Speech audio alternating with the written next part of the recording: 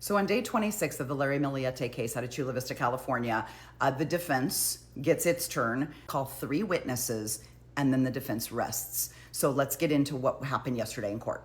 The first 2 witnesses were a husband and wife team named Stacy and Steve Agan, A-G-A-N. They are canine handlers and they are volunteers for the San Diego County Sheriff's Department Search and Rescue Group. Their main focus is typically they're called in when hikers go missing, and their role is to go and find the hikers, right? That's usually what they do. I think the defense is, the headline is, cadaver dogs fail to find cadaver, right? Because they believe that if these investigators, if the police called these dogs in to search for scents of a dead body in the home, and they didn't find any scents of a dead body in the home, then Larry must not have killed Maya, right? Like that's their defense. But we learned a little bit more about these dogs. The dogs' names are BJ and Kona, and they serve a very good purpose, right? Canine search and rescue dogs are fantastic. We're learning that after the earthquake in Venezuela, that dog has found more people. It's shocking how good these dogs can be. But these dogs were called to the scene by police. Search conducted was for human remains, and it was on January 23rd of 2021. While they were there, they searched the home, the garage, the backyard, and Larry's Lexus SUV. Now, the evidence of the Lexus search or any conversation about the Lexus search was not allowed to come into court. I'm going to explain why in a minute. But they searched all of these areas, and the dogs did not detect any human remains or bodily fluids that would come from decomposition. So that is what the defense is saying. There is no way that a murder took place in this home, in the garage, in the backyard, or in the SUV. Like there was no dead body anywhere because the dogs didn't smell it. But on cross-examination, we learned a little bit more about these dogs.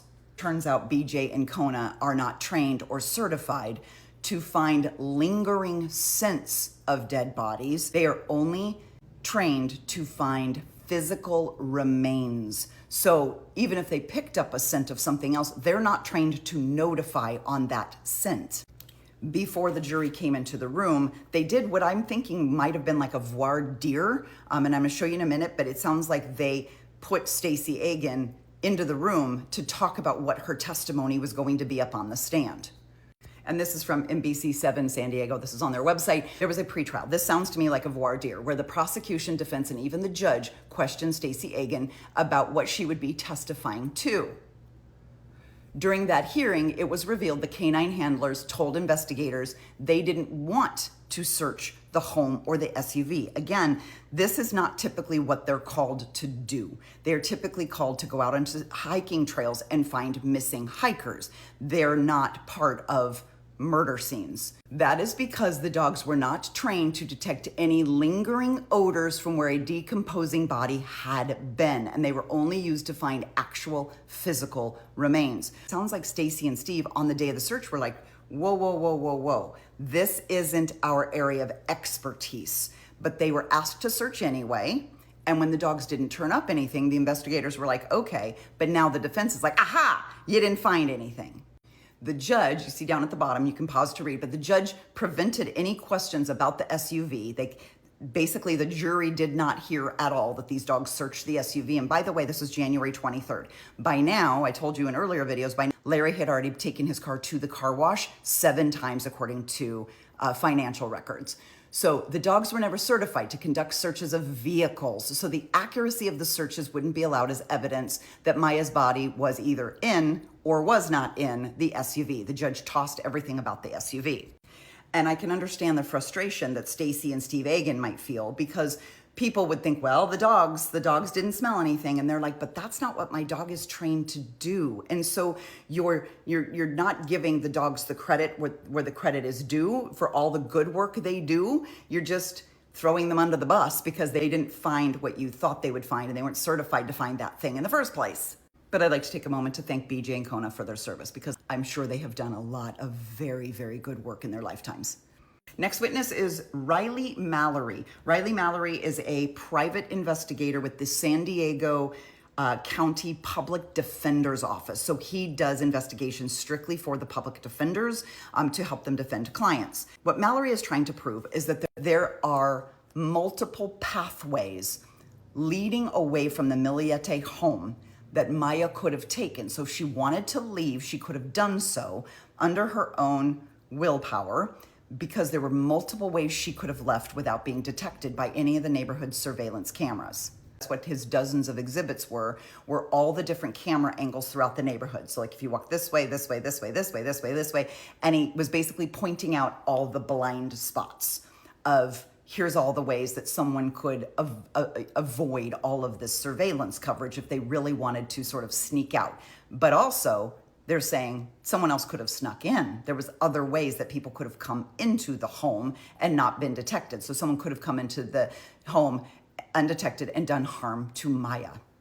Here's a photo. Again, this is provided by NBC7, but you see the red line. You see the red line is where he's saying there's a drainage ditch. So there's a drainage ditch that runs along the length of the back of the home. So you have the homes, you have the backyards, they have the fences, and then there's like this gully, and it's a drainage ditch that runs the length of several homes. What was presented in court was that Maya used a small wall to climb on top of an outdoor fireplace stove, which helped her get over a fence, then down into the drainage ditch, which leads her to a hiking trail that flowed out of the neighborhood. That is from NBC7 San Diego.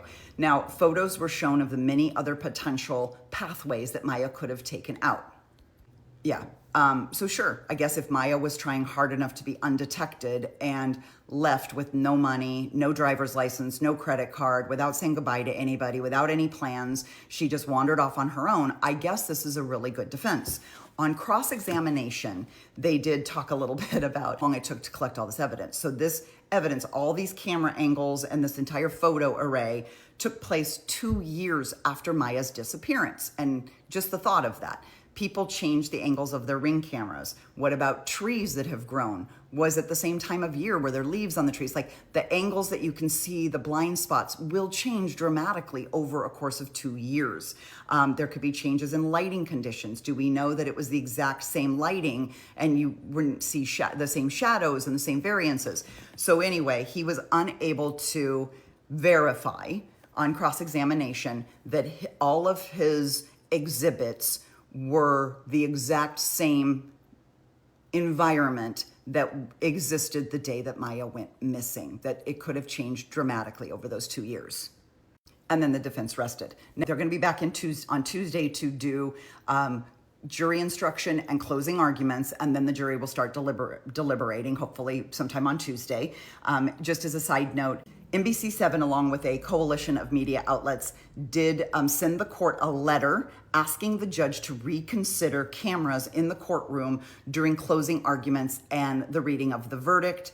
The judge denied this, although he does find there to be value in having the press, and he's appreciative that the press has followed his order so far. He is not going to change the order, and he will not allow cameras in the courtroom for either the closing arguments or the reading of the verdict. Come back on Tuesday for more. It's going to be a very long weekend.